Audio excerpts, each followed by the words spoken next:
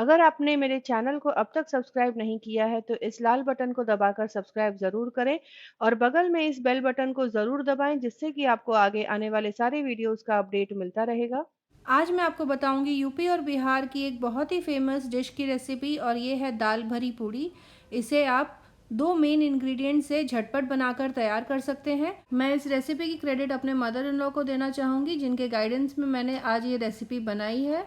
तो यहाँ पर सबसे पहले मैंने कढ़ाई में ले लिया है करीब 4 बड़े चम्मच तेल। तेल अच्छे से गर्म हो जाए उसके बाद इसमें मैं डाल दूंगी 1/4 चम्मच हींग।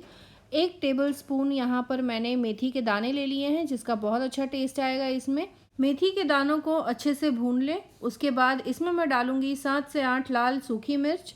तो यहाँ पर मैं हरी मिर्च का यूज़ नहीं कर रही हूँ बल्कि सूखी मिर्च को यूज़ करूँगी जिसका फ्लेवर जो है इस डिश में बहुत अच्छा आएगा। अब यहाँ पर मैंने करीब 12 से 15 लहसुन की कलियाँ इस तरह से छोटे टुकड़ों में काट कर ले लिया है। इन्हें सुनहरा होने तक भून लेना है। ये जो लहसुन की कलियाँ हैं आप देख सकते हैं कि काफ़ी बड़ी हैं साइज़ में। अगर आप छोटी वाली यूज़ कर रहे हैं तो एक पूरा लहसुन लेकर उन्हें छील कर इसमें डालें। लहसुन का बहुत अच्छा फ्लेवर आएगा। इसमें फ्लेवर देने के लिए बहुत ज़्यादा मसालों की ज़रूरत नहीं होती है, लेकिन जो भी थोड़े बहुत मसाले पड़ते हैं उन्हें थोड़ी ज़्यादा क्वांटिटी में यूज़ करें, तो इससे ये डिश और भी ज़्यादा टेस्टी बनेगी। जैसे ही लहसुन अच्छे से भुन जाएगा उसकी एक अच्छी सी खुशबू आने लगेगी। इसके बाद इसमें मैं डाल दूंगी करीब 300 ग्राम चने का दाल जिसे मैंने रात भर भिगो के रखा था। तो तड़का लगाने से जस्ट पहले मैंने इसका पूरा पानी निकाल लिया एक स्ट्रेनर से और अब मैंने चने के दाल को कढ़ाई में डाल दिया है। इसके बाद इसे करीब 5 मिनट के लिए मीडियम आंच पर बीच बीच में चलाते हुए चने के दाल को अच्छे से भून लूंगी। यहाँ पर मैंने 1 टेबल स्पून के करीब हल्दी पाउडर डाल दिया है, इसे भी मैं अच्छे से मिक्स कर लूंगी। यहाँ पर करीब 5 मिनट हो चुके हैं चने के दाल को भूनते हुए। अब मैं इसमें डाल दूंगी नमक स्वाद अनुसार, इसे भी अच्छे से मिक्स कर लेना है। इसके बाद इसमें मैं डालूंगी पानी। तो पानी उतना डालना है जिससे कि दाल अच्छे से डूब न जाए। ज़रूरत से ज़्यादा पानी न डालें क्योंकि हमें इसका पेस्ट बनाना है। तो यहाँ पर मैं डाल रही हूँ करीब 2 गिलास पानी। यहाँ पर चने का दाल अच्छे से डूब गया है। ढक्कन लगाकर इसे पकने के लिए छोड़ दूंगी। अब इसके बाद मैं एक तरफ इसके लिए आटा गूँथ लूँगी जिसके लिए मैंने 3 कप गेहूं का आटा ले लिया है एक मिक्सिंग बोल में। करीब 2 टेबल स्पून तेल डाल दिया है और नमक स्वाद अनुसार। और अब पानी की सहायता से एक नरम आटा गूँथ कर तैयार कर लेना है। ध्यान रखें जितना नरम आटा आप गूँथेंगे उतना परफेक्ट हमारा ये दाल भरी पूड़ी बनेगा। तो थोड़ा थोड़ा पानी डालते रहें और नरम आटा गूँथ कर तैयार कर लें। आटा गूँथ कर तैयार हो जाए उसके बाद इसे मैं ढक कर रख दूँगी सेट होने के लिए। इसके बाद फिर हम दाल को चेक करेंगे। तो यहाँ पर आप देख सकते हैं कि पानी करीब करीब सूख गया है। ये पानी लगभग पूरी तरह सूख जाना चाहिए, बस हल्की सी नमी बनी रहे इस दाल में।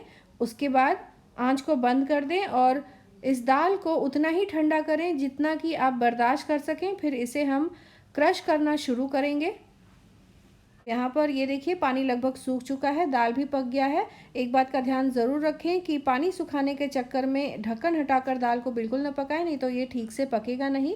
अब मैं क्या करूँगी कि इस तरह से एक मैंने स्ट्रेनर ले लिया है और एक कटोरी की सहायता से दाल को छान लेना है जिससे कि दाल अच्छे से क्रश हो जाएगा। इसे अगर आप ग्राइंडर में ग्राइंड करना चाहेंगे तो इतने अच्छे से ग्राइंड नहीं होगा। चने के दाल के बड़े बड़े टुकड़े भी रह सकते हैं या तो एकदम पेस्ट की तरह बन जाए। इसमें हमें पानी भी नहीं डालना है। तो इस तरह से स्ट्रेनर से अगर आप करेंगे तो ये आसानी से हो जाएंगे। तो ये देखिए यहाँ पर मैंने थोड़ा थोड़ा चने का दाल डाला है और मेरी मदर इन लॉ दूसरी तरफ इसे कटोरी की सहायता से क्रश करती जा रही हैं। इस क्लिपिंग के बाद मैं भी उन्हें हेल्प करूँगी तो इस तरह से ये जल्दी हो जाएगा। ये देखिए कुछ इस तरह की कंसिस्टेंसी वाला दाल का मिक्सचर हमें मिल जाएगा। अब यहाँ पर मैंने थोड़ा सा धनिया पत्ता डाल दिया है, इसे भी मैं अच्छे से मिक्स कर लूँगी। तो यहाँ पर हमारा ये स्टफिंग बन के तैयार हो गया है। अब मैं बनाऊँगी दाल भरी पूड़ी। तो दाल भरी पूड़ी बनाने के लिए मैंने कुछ सूखा आटा ले लिया है डस्टिंग के लिए। स्टफिंग तैयार है, आटा भी हमारा परफेक्ट सेट हो गया है। एक बार मैं आपको इस स्टफिंग की कंसिस्टेंसी दिखा देती हूँ। ना बहुत ज़्यादा ड्राई है ना बहुत ज़्यादा गीला है, जिससे कि ये जो स्टफिंग जब भरी जाएगी तो एकदम परफेक्टली बनेगा हमारा ये दाल भरी पूड़ी और बिल्कुल भी ये पराठे के बाहर नहीं निकलेगा।